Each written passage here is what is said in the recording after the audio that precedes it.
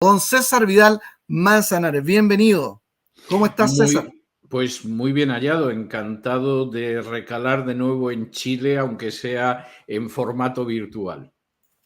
Oye, bueno, mira, César hoy día ya no necesita una presentación porque desde hace ya unos 4 años que el nombre del doctor César Vidal se ha hecho muy conocido dentro de este país, sobre todo porque los temas que está tocando este doctor, teólogo, filósofo, uno de los prominentes escritores de este tiempo, nos ha venido diciendo lo que está pasando en el mundo y cómo interpretarlo. Entonces, qué lindo tenerte con nosotros, César. Yo no sé cómo voy a hacerlo, pero voy a intentar escribir un libro después que estuve en la Convención Constitucional. Se llama La Constitución Neomarxista que Chile rechazó.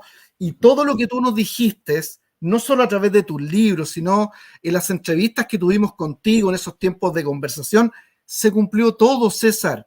¿Qué pasó? Bueno, te puedo asegurar que no fue porque yo tuviera una bola de cristal ni me dedicara a utilizar algún método adivinatorio. Yo creo que todo era más que previsible. Yo creo que vivimos en un mundo muy previsible, pero desgraciadamente cuando la gente no conoce las claves sobre las que está circulando ese mundo, pues se siente desconcertada, no comprende lo que sucede, le parece que está sumergida en un absurdo, cuando en realidad, insisto, es todo muy, muy previsible, muy previsible.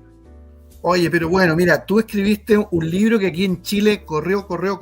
En un momento nosotros dijimos, tenemos que traer rápido este libro, y recuerdo que trajimos un par de cientos para acá y se fueron rápidamente por el país, pero luego apareció y toda la gente leía Un Mundo que Cambia como una verdadera profecía que se fue cumpliendo, porque al parecer Chile es muy importante. Si cae Chile, dicen cae el resto de América Latina. Y tuvimos este proceso constituyente. Yo ni pensaba cuando te entrevistaba aquellos años que iba a llegar a ser uno de los 155 convencionales constituyentes, y no sé cómo dimos vuelta ese proceso, porque había una cosa impresionante: aborto libre, la educación sexual integral, las feministas, qué cantidad de locura. Y hoy día tenemos encima de nosotros este fantasma llamado Agenda 2030.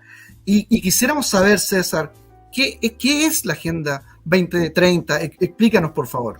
Bueno, es la continuación de lo que Chile lleva viviendo años. Lo que pasa que cuando empezó todo este proceso en Chile había un enorme desconcierto. Yo recuerdo que cuando dio inicio a todo, a mí me llamaban miembros del gobierno de Chile para preguntarme qué está pasando en mi país, porque verdaderamente no sabían lo que estaba sucediendo, era algo que ignoraban, y a mí no me costaba en absoluto poder señalar lo que estaba sucediendo, porque me parecía claro como el agua. Esto era seguir el guión y era fácil de ver.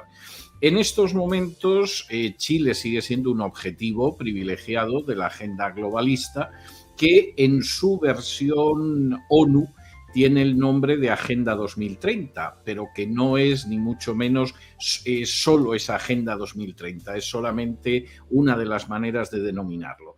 Y precisamente en relación con ello, la Agenda 2030 tiene una serie de objetivos muy claros. Podríamos decir que la meta final es la de acabar convirtiendo a naciones libres, independientes y soberanas, como es el caso de Chile y de otras naciones, en meros protectorados, en meras colonias de una pequeña oligarquía internacional que las va a explotar. En buena medida, yo a veces digo que es lo peor del sistema socialista y lo peor del sistema capitalista. Es decir, del socialismo no va a tener en absoluto la cobertura social que se ha querido conseguir en algunas sociedades, sino que va a tener solo el control absoluto y en muchos casos la quiebra de la economía y un empobrecimiento generalizado. Del sistema capitalista tampoco va a tener la libertad de mercado, la posibilidad de emprender, la capacidad de progresar por uno mismo, sino que va a tener fundamentalmente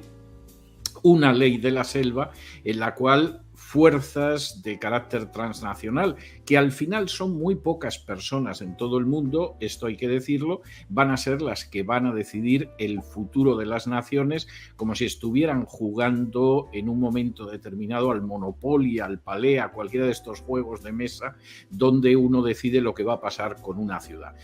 Para conseguir esto, la Agenda 2030 tiene una serie de dogmas que funcionan para empujar a las naciones en esa dirección. La ideología de género, en última instancia, pretende debilitar demográficamente a las naciones. No hay que ser realmente un genio para darse cuenta de que si impulsas el aborto, si impulsas la homosexualidad y si impulsas la eutanasia, el desplome demográfico que se puede producir en todos los países es verdaderamente muy inquietante, muy sobrecogedor, pero para la gente que aspira a ser los amos del mundo, un planeta del que desaparezcan miles de millones de personas es una meta más que deseable. Y ese es un aspecto tremendamente importante. En segundo lugar, por supuesto, la idea que tenemos es poder controlar la riqueza de las naciones. El papel que se le otorga a Hispanoamérica en este nuevo orden mundial, en este gran reseteo,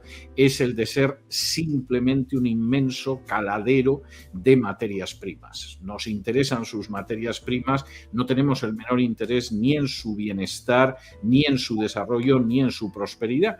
Y en ese sentido, pues que el Fondo Monetario Internacional ya haya afirmado que Hispanoamérica no va a tener industria durante el siglo XXI, ojo que estamos en el año 2023, todavía quedan más de 3/4 de siglo, pero ya nos han dicho que no va a haber un desarrollo industrial, lo que verdaderamente es terrible, encaja dentro de esa idea. Es decir, estos países finalmente no van a pasar de ser colonias, protectorados, cuyas materias primas les vamos a robar, porque hay que llamar a las cosas por su nombre, y a los que no vamos a dejar desarrollarse. Y cuando nos digan ¿y por qué Argentina o Chile o México o Perú no puede tener un desarrollo industrial? Le vamos a decir porque se calienta el planeta. Y como el planeta se calienta, ustedes no pueden pretender contribuir al calentamiento global.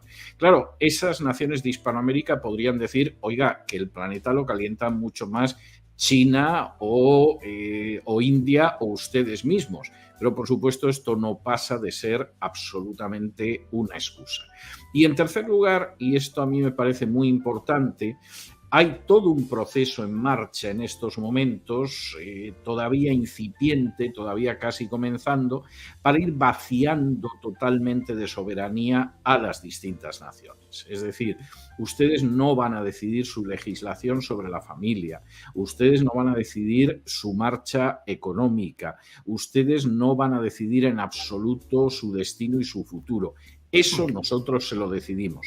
Y a cambio de eso les dejamos que sigan teniendo elecciones, que se crean que viven en una democracia y que de alguna manera vayan viendo cómo pierden esa libertad, esa independencia y esa soberanía.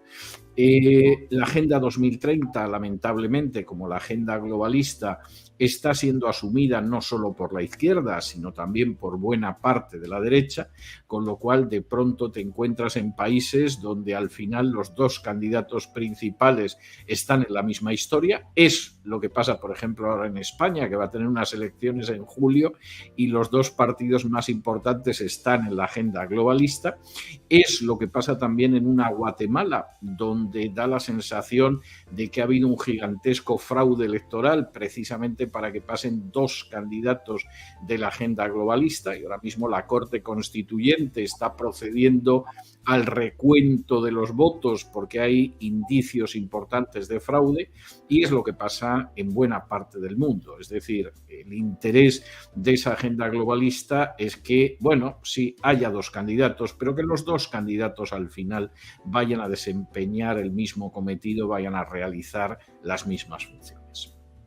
César, mira, tú nos has explicado de manera muy magistral y clara que esto que está aconteciendo va más allá de la lucha tradicional entre izquierda y derecha, como lo dices bien en tu libro, Un mundo que cambia.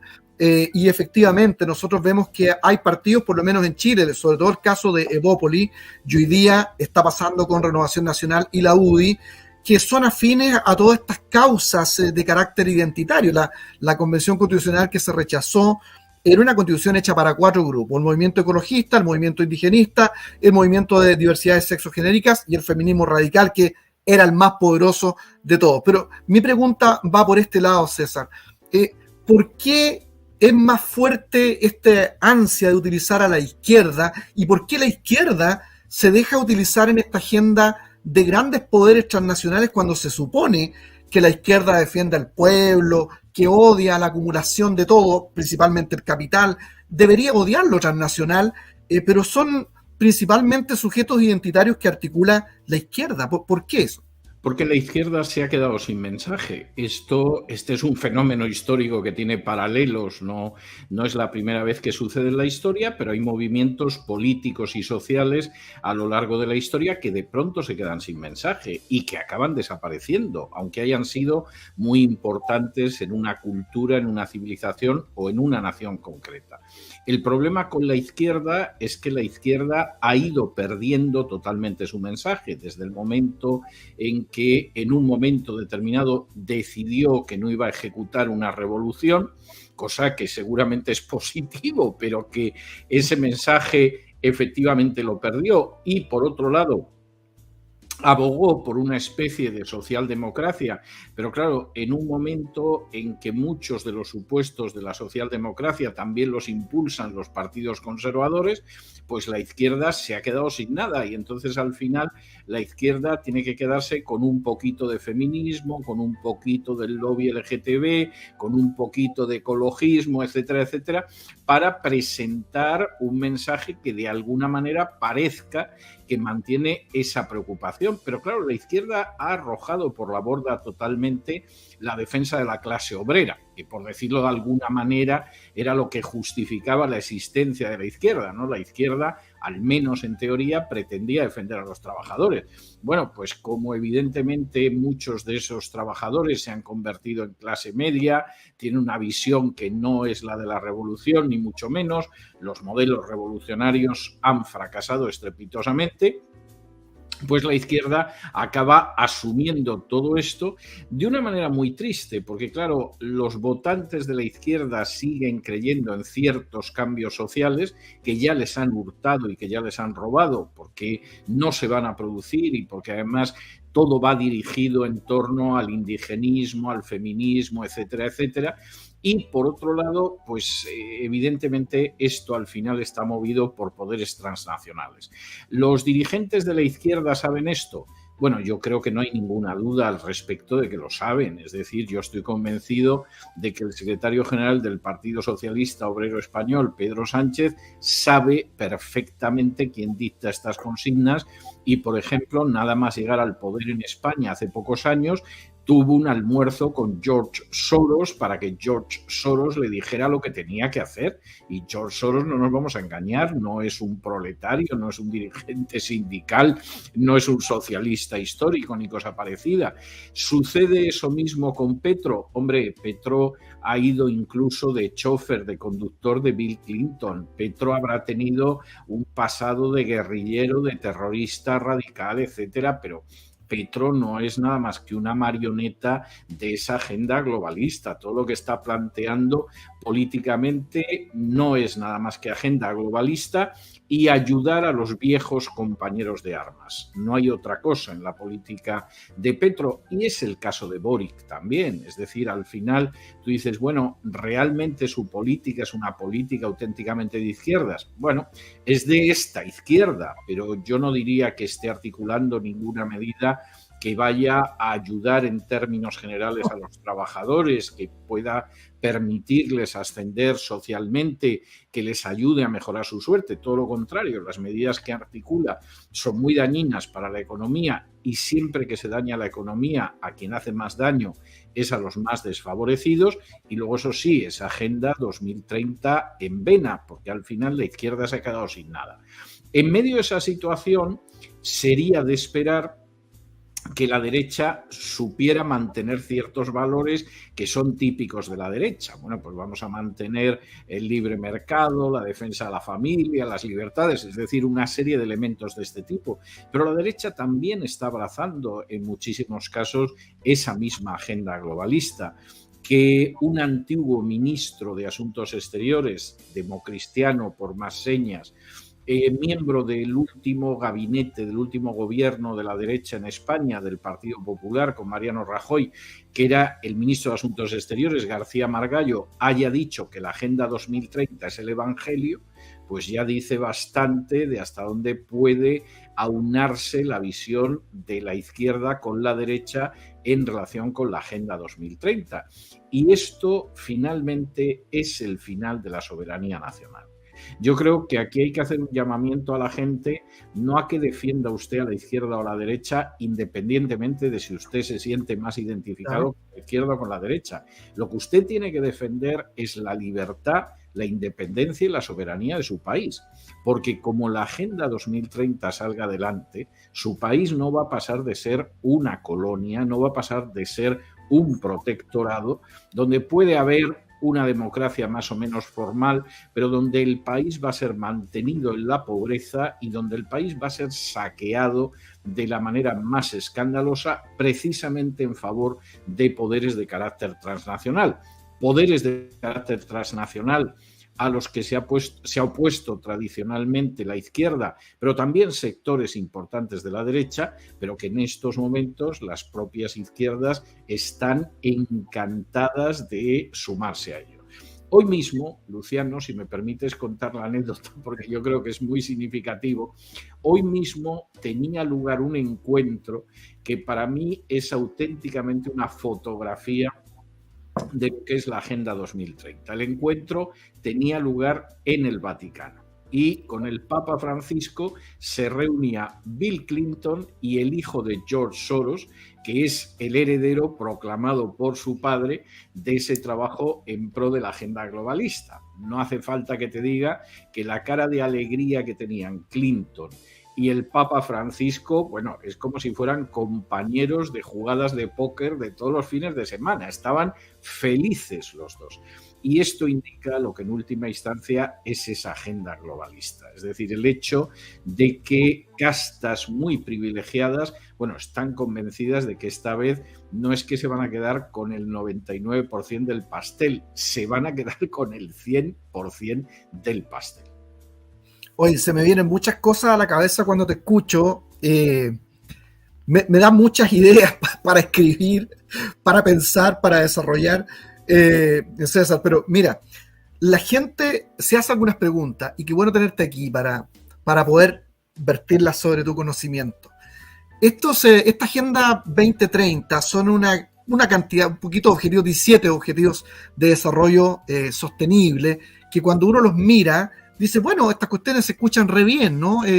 La naturaleza, cuidar el planeta, que se acabe el hambre, todo parece re bueno y tenemos gente evangélica en los seminarios teológicos que son supuestamente muy cultos, que tratan mal a los sencillos evangélicos que están rehuyendo esta agenda, que ven algo malo en este globalismo, no globalización, ¿verdad? Y bueno, pero lo que la gente no sabe es que luego de estos 17 objetivos, hay unos 160 y tantos específicos, entre los cuales está muy fuertemente arraigado el tema del aborto completo, la ideología de género, el feminismo. Y yo quiero que tú nos expliques a nosotros, por favor. Bueno, vamos a ver. Hay dos cuestiones que en este sentido son importantes. La primera es que, como tú muy bien dices, una cosa es la formulación y otra lo que se esconde detrás de la formulación. Claro, te hablan de la salud sexual y reproductiva. ¿Quién estaría en contra de la salud sexual y reproductiva? Nadie. ¿Suena bien? El problema es que la salud sexual y reproductiva es fundamentalmente avanzar el aborto y además el aborto hasta prácticamente el momento del nacimiento. Hay quien ya está defendiendo el aborto después del nacimiento, lo cual es un infanticidio clarísimo, pero es una manera de ocultarlo. Y, por supuesto, implica también no solamente eso, sino que implica ahora mismo impulsar uno de los últimos capítulos activados por la agenda globalista, que es el de los trans, y el hecho de que están intentando que millones de niños, en la idea de que el niño es una niña y la niña es un niño, sean castrados y vaciados y por lo tanto no puedan reproducirse. Que en estos momentos la vicesecretaria de Sanidad en Estados Unidos, digo vicesecretaria porque se ha empeñado en decir que se llama Rachel, pero se ha llamado Richard toda su vida y no hay nada más que verlo para darse cuenta de que es un señor. Es decir, por mucho que lo niegue, además estuvo casado con una señora, ha tenido hijos, etcétera. Bueno, pues si quiere que le llamen Rachel, allá él, ¿no? Pero evidentemente se ve que sigue siendo Richard, aunque se haya dejado el pelo largo y lleve falda. Bueno, este hombre ha insistido en que uno de los objetivos del tiempo en el que él va a ser el vicesecretario de Sanidad en Estados Unidos es que se proporcionen bloqueadores de pubertad a los niños y que además se les realicen operaciones de cambio de sexo, lo que implica, llamemos a las cosas por su nombre, la castración de los varones y el vaciamiento de las niñas. Esto es algo absolutamente irreversible, es decir, no hay manera de revertirlo. Tiene un efecto psicológico pavoroso, que es que el número de personas que se someten a este tratamiento son 8 veces más susceptibles, más inclinados a suicidarse que los que no pasan por esto, lo cual es muy inquietante, pero no cabe la menor duda de que eso puede ayudar de manera drástica a impedir que siga creciendo la población mundial e incluso hacer que disminuya. Claro, esta es otra de las cosas que están ocultas, de manera que tú ves efectivamente toda la historia de la salud sexual y reproductiva y dices, qué bien suena esto, sí, pero luego es el aborto, es la castración de niños, es la eutanasia, etcétera, etcétera. En un momento determinado te hablan de la economía sostenible, etcétera, pero bueno, la economía sostenible no es nada más que gente que no es ni siquiera de tu país, va a decidir el rumbo de la economía de tu país. Y en el caso de Hispanoamérica, además, ya se ha expresado. Hispanoamérica que no sueñe con desarrollarse industrialmente porque su papel es que le podamos saquear las materias primas que tiene. Llámese litio, llámese petróleo, llámese lo que sea, se las vamos a quitar y por supuesto no tenemos ningún interés en que puedan desarrollarse industrialmente. En estos días, por ejemplo, y esto está pasando estos días, la cumbre entre Mercosur y la Unión Europea está fracasando estrepitosamente porque la Unión Europea, que ya está entregada totalmente a la agenda globalista, pretende saquear Hispanoamérica y luego esas materias primas que se va a llevar de Hispanoamérica, volvérselas a vender procesadas a Hispanoamérica, pero mucho más caras. Esto es algo intolerable, se mire como se mire, y al mismo tiempo quiere bloquear las exportaciones de Hispanoamérica. Es decir, ustedes tienen un descaro terrible, o sea, quieren robarnos las materias primas, vendérnoslas luego mucho más caras procesadas, impedir que nosotros podamos procesarlas porque no nos dejan desarrollar la industria, pero luego incluso aquello que nosotros queramos exportar, por ejemplo, en el terreno de la agricultura, ustedes nos lo quieren bloquear porque, por ejemplo, Francia tiene una agricultura muy fuerte que no quiere que le perjudique ni Argentina, ni Chile, ni Panamá, ni México, ni ningún país de Hispanoamérica. Y entonces esos objetivos que suenan tan bien, pues al final encierran un programa absolutamente inicuo. Pero hay otro aspecto también importante. Esto no es nuevo. Es decir, de alguna manera estamos viviendo el que se haya pisado el acelerador en estos momentos, pero esto es antiguo. Cualquiera que lea las memorias de David Rockefeller, bueno, David Rockefeller dice como ya en los años 70 todo esto estaba fraguado, pensado, articulado, y la cuestión era que no se veía el momento ideal para poder pisar el acelerador, pero ya estaba ahí.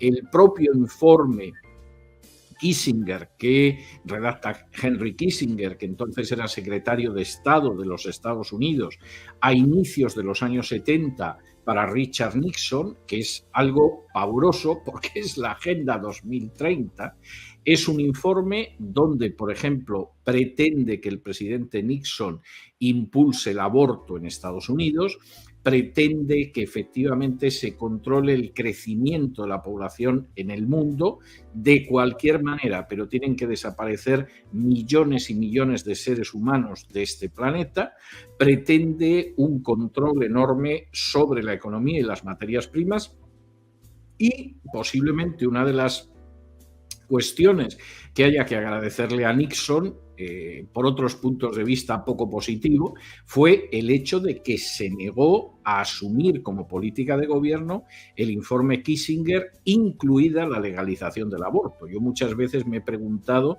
si al final la caída de Nixon no estuvo más relacionada en el fondo, no con el caso Watergate, sino con el hecho de que se había convertido en un obstáculo para impulsar una agenda globalista que ya en aquellos años, a inicios de los años 70, estaba muy, pero que muy definida.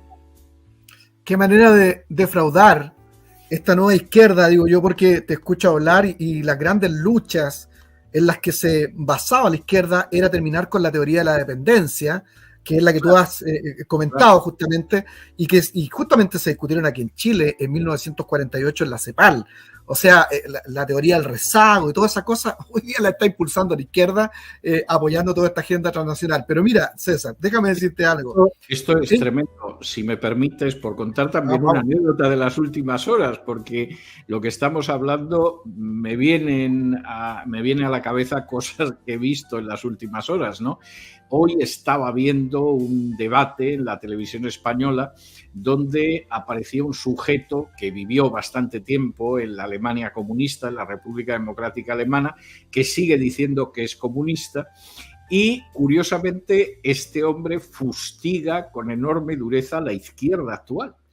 Y entonces en este debate había gente de distintos partidos, este hombre no pertenece a ningún partido, en que de pronto empieza a gritarle a alguien del Partido Socialista: vosotros sois mucho peores que los neoliberales, porque los neoliberales se creerán lo que hacen, pero es que vosotros engañáis al pueblo, porque estáis diciendo que sois los defensores del pueblo y estáis totalmente rendidos a esa agenda globalista que va a convertir a la gente en esclavos. Y es una persona, yo no comparto por supuesto su idea de lo que es una sociedad ideal, pero tengo que reconocer que es una persona que a la hora de mostrar las contradicciones de la izquierda y cómo la izquierda ha abandonado sus metas de toda la vida para rendirse a la agenda globalista, verdaderamente es muy lúcido y muy exacto en sus análisis. Claro, porque es una tremenda contradicción, César. O sea, yo vengo del mundo de la izquierda muy defraudado, pero sigo leyendo algunos clásicos que me llaman la atención, ¿no? Como Slavoj Žižek. Y el Slavoj Žižek, un marxista de tomo y lomo, tú sabes quién es él. Sí. Él ha sido muy crítico y ha dicho: esta nueva izquierda ha perdido todo el horizonte de la lucha de clase y la ha cambiado por unas quintas abstractas que son multiculturalismo, que terminan finalmente en nada y siendo serviles a los grandes poderes internacionales. Entonces, ay Dios mío, pero mira, César, todo esto incluye, como yo te digo, ideología. Aquí en Chile, gracias a Dios, te tengo una buena noticia. Gracias a Dios, con esto de que levantamos la bandera cristiana dentro de la Convención Constitucional, que se rechazó por un 62%, la gente reaccionó y hoy día no son solamente los evangélicos los que critican la ideología de género, sino que son la mayoría de los chilenos que está aburrido. Tenemos un ministro de Educación que es un militante del MOVIL, del Movimiento de Liberación Homosexual. Y fíjate que acaba de ocurrir algo aquí en Talcahuano, cerca de mi casa. De hecho, lo sé muy bien porque yo hice la querella criminal contra quienes resulten responsables por tocaciones que hubieron de un proyecto de salud que interfiere en el sistema educacional, donde los niños fueron tocados en sus partes íntimas en masividad. Entonces, hay un montón de ideología, pero todavía hay gente evangélica intelectual, dicen ellos, entre comillas, que dicen: no, mira, la ideología de género no existe, no existen esas cosas, eso no es así. ¿Qué nos podrías decir tú, César? Vamos a ver, es que Me has recordado otra anécdota.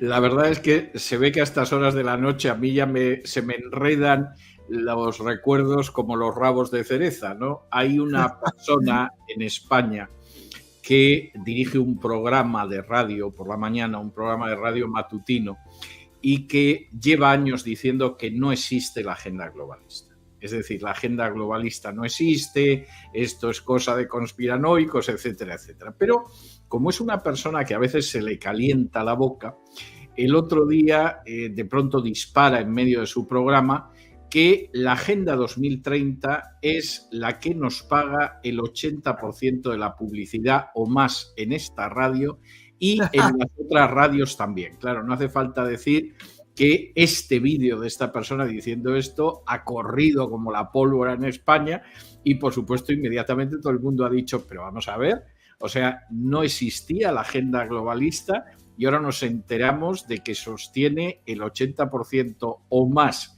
de la publicidad de tu radio y de las otras radios también, pero ¿esto qué es? Entonces, vamos a ver, decir que no existe la agenda globalista o que no existe la ideología de género es como negar que la luna sale por las noches y que por la mañana se levanta el sol, porque es evidente.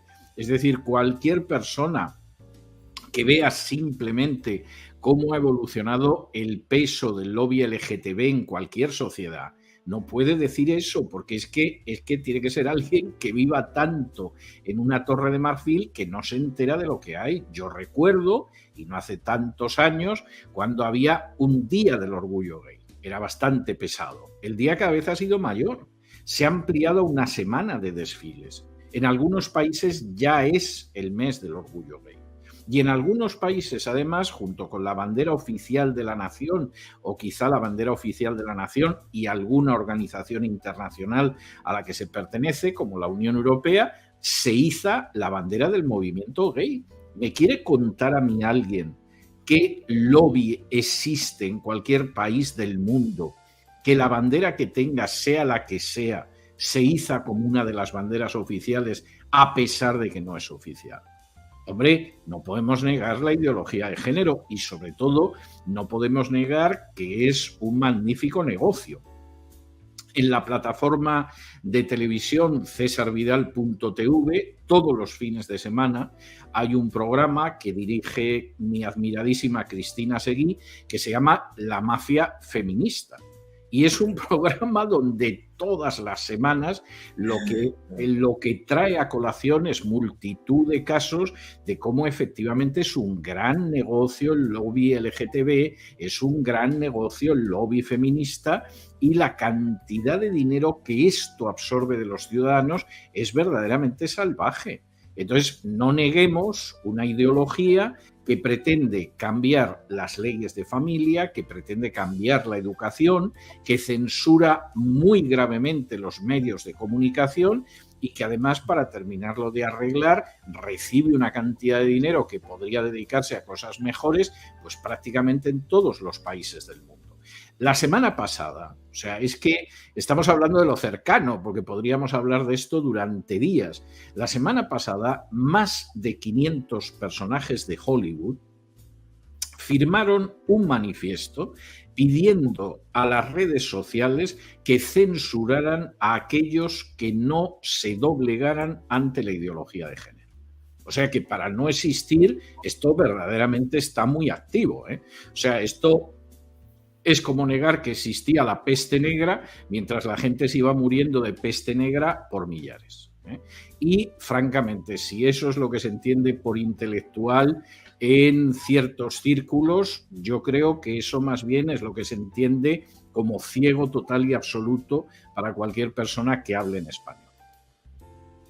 Qué increíble. Mira, César, fíjate que me hiciste pensar en dos cosas importantes que han pasado en Chile. Uno, que hace muy poquito este presidente de ultraizquierda, porque a ellos les encanta hablar de ultraderecha, que no existe en Chile la ultraderecha, no. Pero él sí es un ultraizquierdista, acaba de comenzar a ser más efectivo en su gobierno a través de decreto. No fue ley, no se discutió, y aquí se está implantando, para que tú sepas, un control estatal sobre lo que ellos denominan las fake news. O sea, nos van a decir qué es lo que es verdad, y qué es lo que es mentira desde el Estado. Eso es lo primero que quería decirte. Segunda cosa, interesantísima, que aquí en Chile se destapó que la Universidad de Chile, que es una universidad prestigiosa, pero es el templo, el claustro de la ideología de género, desde mi punto de vista, hoy día valida tesis que son pedófilas, o sea, defienden intelectualmente la pedofilia. Entonces aquí va mi siguiente pregunta, César, y te pido que seas lo más honesto posible.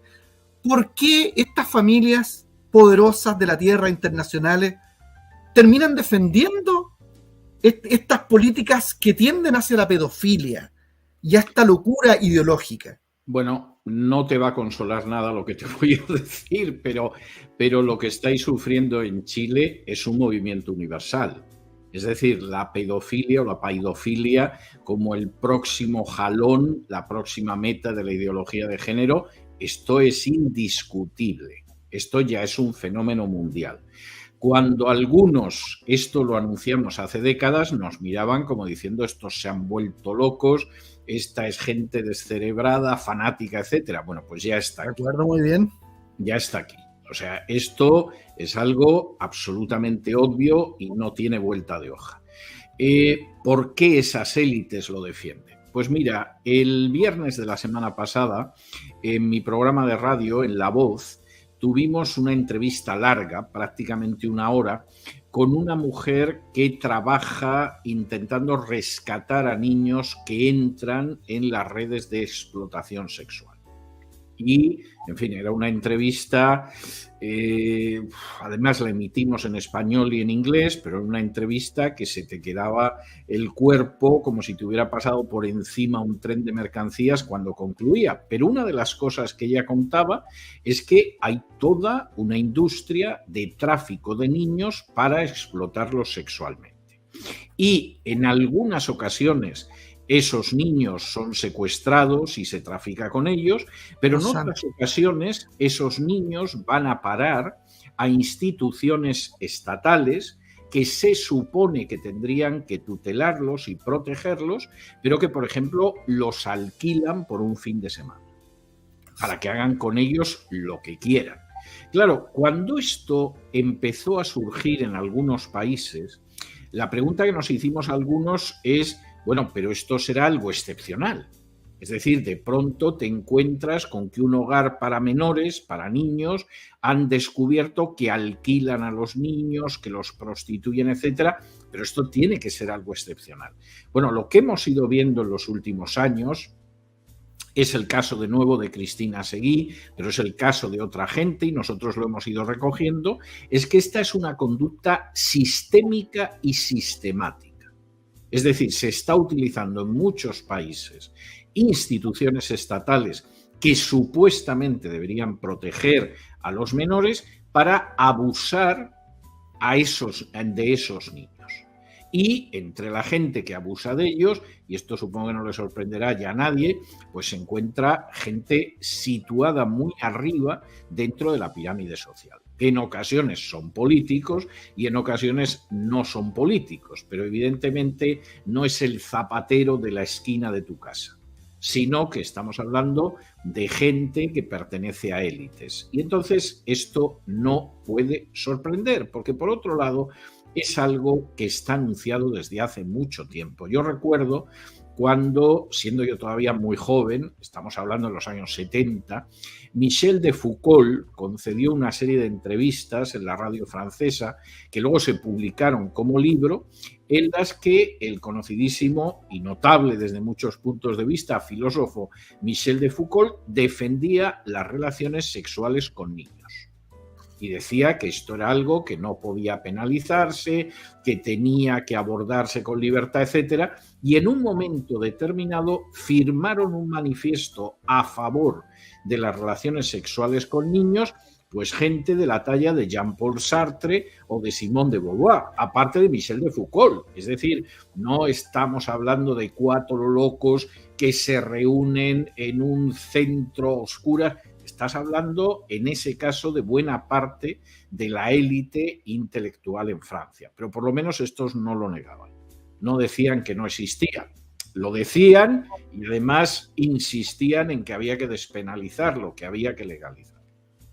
Bueno, acá es muy común, querido César, que en estos muchachos de la izquierda que llegaron a gobernar este país y que tienen este país, como decimos acá, patas para arriba, porque es una robadera increíble, una corrupción, una falta de conocimiento de las políticas públicas y de todo lo que tiene que ver con la administración del Estado. Pero aparte de eso, tú puedes ver que en sus playeras, sus poleras, ellos siempre exhiben la cara de Simone de Beauvoir, de Judith Butler, de Shulamit Firestone, que es una persona del mundo feminista importantísimo que fue diagnosticada justamente como con esquizofrenia y psicotismo al extremo. Entonces, es terrible.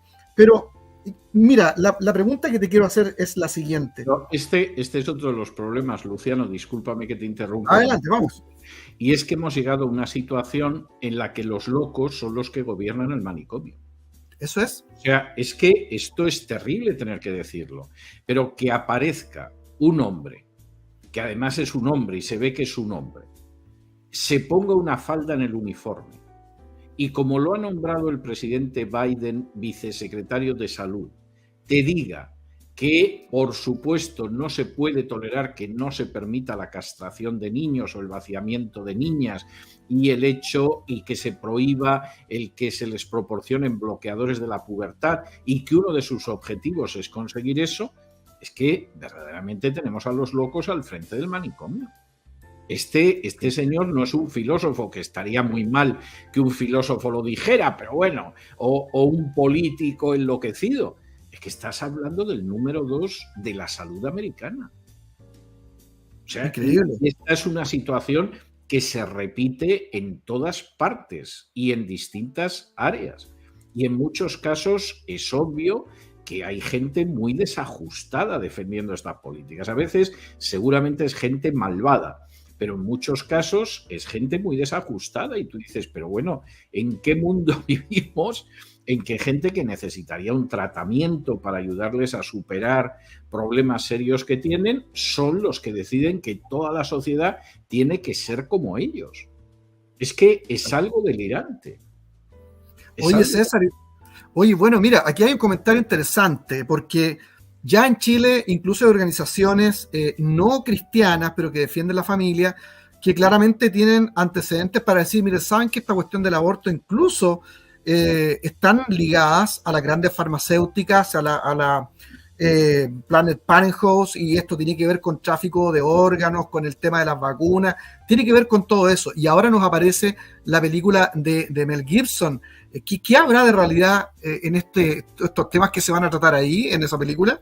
Pues lamentablemente, Luciano, yo no he visto la película y yo me niego a opinar sobre cosas que no he leído, que no he visto. Es más, me sorprende mucho cuando hay gente que no ha leído un libro, no ha visto una película y se posiciona a favor o en contra de ella. Es una de esas cosas que creo que no voy a conseguir acostumbrarme jamás, ¿no?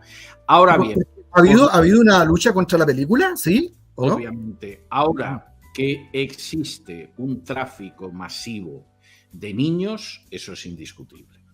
Que ese tráfico masivo, además, en muchos casos es aprovechado por élites y por redes de abuso de niños que incluyen incluso el sacrificio de niños, eso es indiscutible también. O sea, y que estás hablando de satanismo, César, ya casi. Bueno, yo no sé. Me comentaba esta persona a la que yo entrevisté la semana pasada que había grupos satanistas, pero que había grupos que tampoco había una seguridad de que fueran satanistas. Al parecer, no sé hasta qué punto esto se corresponderá con la realidad, pero hay gente que se lo cree. El hecho de someter a un niño a una situación de pánico extremo, y no quiero pensar cómo se provoca un pánico extremo en un niño, provoca una alteración en la sangre de ese niño que cuando se bebe la sangre de ese niño, pues tiene un efecto muy estimulante en el que la consume. Esto es algo que incluso a efectos de pensar en una película de terror te hiela la sangre en las venas, pero es que sabemos que es verdad. Es que sabemos que es verdad.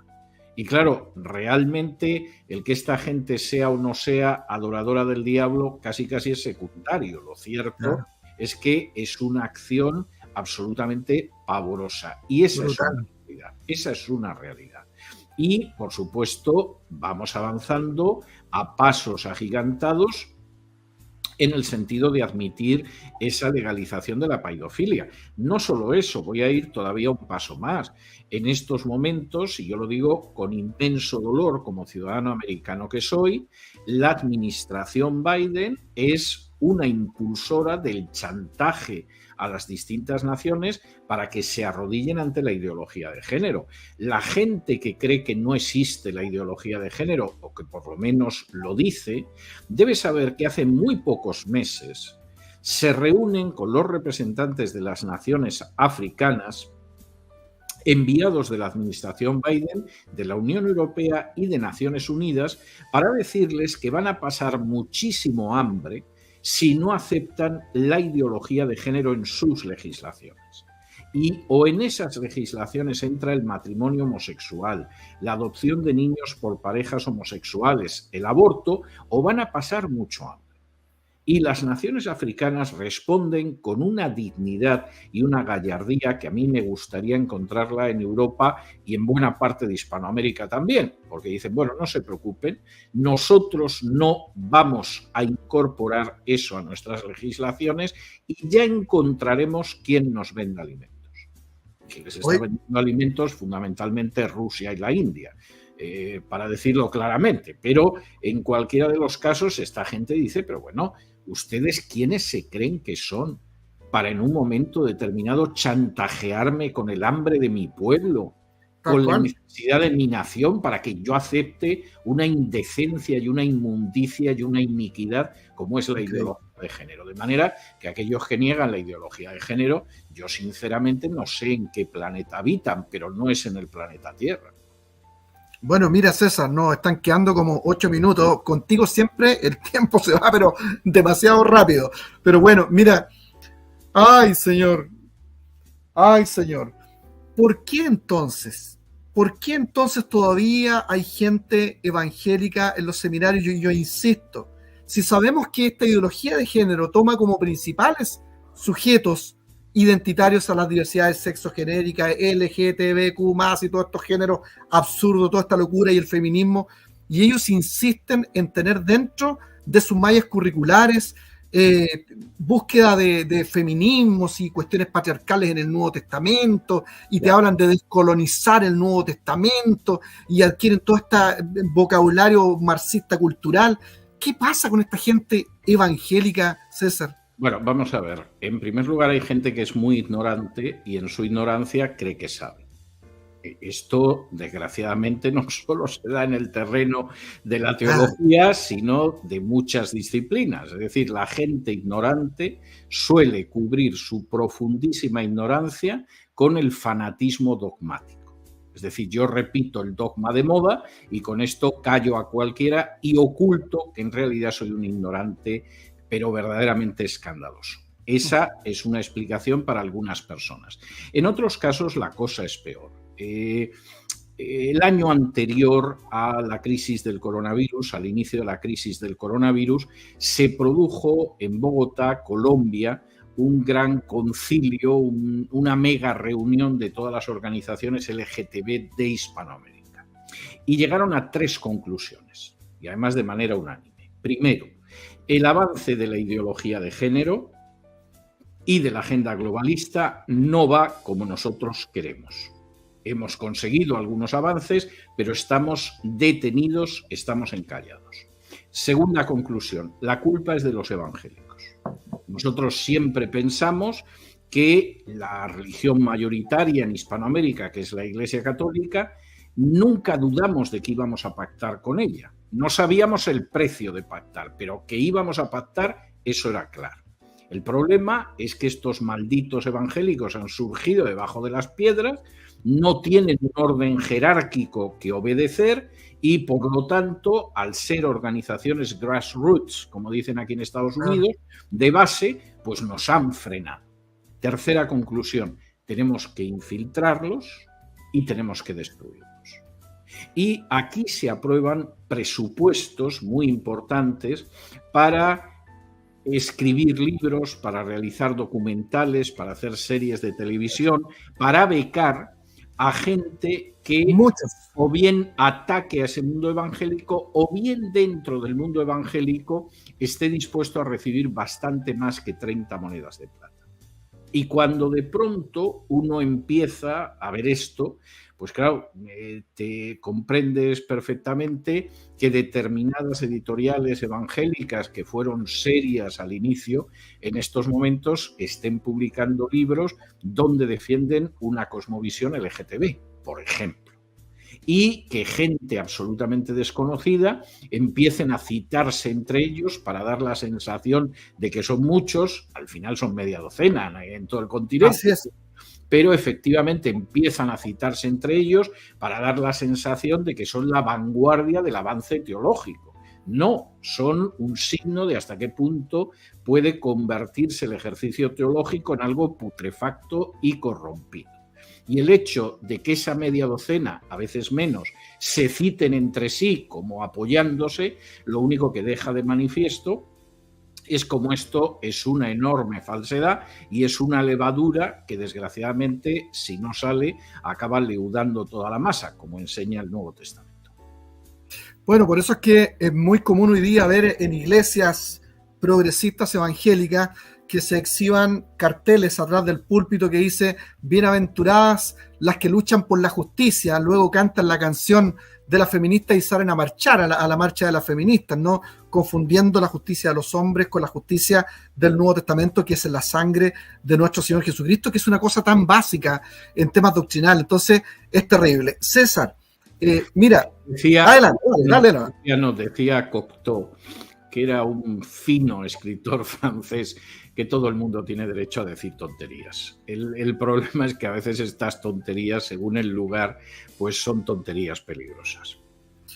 Qué bien, César. Mira, nos quedan 3 minutos. Me gustaría que nos dejaras un mensaje a todos nosotros. Quiero agradecer a nuestro querido amigo, el pastor Josué Soto, que es el director de Gracia TV, el canal de la Iglesia Evangélica en Chile. Estamos saliendo por 200 comunas de nuestro país, por toda la región metropolitana, a través de televisión abierta, HD y varios canales para América Latina. Y tenemos hoy día las posibilidades, César, quiero dejarte enganchado, porque una vez te dije, César, que me encantaría, amigo, verte exponiendo en varias universidades de Chile. Espero que tengas el ánimo todavía, porque ahora tenemos todas las posibilidades y hay mucha gente que nos está siguiendo ahora que desea poder escucharte en vivo. ¿Cómo está tu ánimo para viajar a Chile? Yo pierdo mucho en vivo, soy más bajito de lo que la gente se imagina, bastante más calvo de lo que puedan sospechar. No estoy muy seguro de que verme en vivo es tan emocionante como puedan pensar algunas personas, ¿no? Pero, por supuesto, siempre estamos dispuestos a servir y podemos ver cómo se pueden agendar determinados eventos. En estos momentos no es imposible, ni mucho menos, siempre dependemos de la agenda. Porque realmente no es mi caso solo, es el caso de mi equipo. Verdaderamente estamos más que desbordados, esa es la realidad. Muy bien, César, te queremos agradecer el habernos acompañado nuevamente a un café para Canut. Quisiera que tomes un par de minutos para desafiarnos a la gente evangélica, porque tú dijiste algo muy importante. Hoy quien está haciendo frente es este pueblo sencillo. Este pueblo que en Chile viene de los estratos culturales más bajos, la iglesia evangélica, la iglesia de población, la iglesia pobre, curiosamente, está dando esta batalla, esta lucha contra este globalismo tan perverso y tan peligroso. Por favor, despídete de nosotros y desafíanos a los evangélicos chilenos. Bueno, a mí no me sorprende que esa gente sencilla que lleva a Jesús en su corazón sea la que esté resistiendo. No, es que en realidad no lo espero de otra gente. Y yo creo que hay que tener presente que la manera en que Jesús definió a sus discípulos es la sal de la tierra y la luz del mundo, que tenemos que recordar que no somos una sal más o una luz más, sino que no hay otra sal y no hay otra luz, y que al mismo tiempo tenemos que ser también muy conscientes de que el que está en nosotros es mucho mayor que el que está en el mundo. Y esa es una batalla que podemos ganar. y realmente si nos ponemos al servicio del Señor hay muchos precedentes históricos de batallas aparentemente imposibles de ganar que fueron ganadas por creyentes sencillos, pero creyentes sencillos que confiaban en el Señor, que se colocaron bajo la dirección del Espíritu Santo y que eran más que conscientes de que somos más que vencedores en Cristo.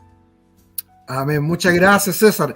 Y una vez ya ganamos la Constitución neomarxista que Chile rechazó, fueron casi 3 millones de votos evangélicos. Querido amigo, un gran abrazo a distancia. Chile te quiere mucho y sí voy a hacer todo el esfuerzo porque yo tengo fe que un día te vamos a poder abrazar aquí en Chile. Muchas gracias por estar con nosotros en nuestro programa. Nos despedimos de todos ustedes. Gracias, César. Bendiciones en Cristo Jesús. Que el Señor os bendiga.